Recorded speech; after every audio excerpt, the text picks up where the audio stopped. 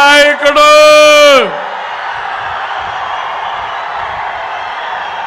Party పెట్టినప్పటి నుంచి ఒక సైనికుడిగా పనిచేసే వ్యక్తి, అరుదైన నాయకత్వం,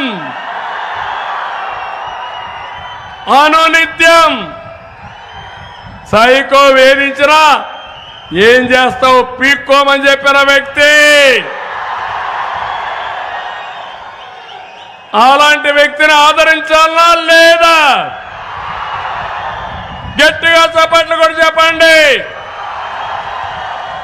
నా అనుభవం ఆయనతో 42 ఏళ్ళు.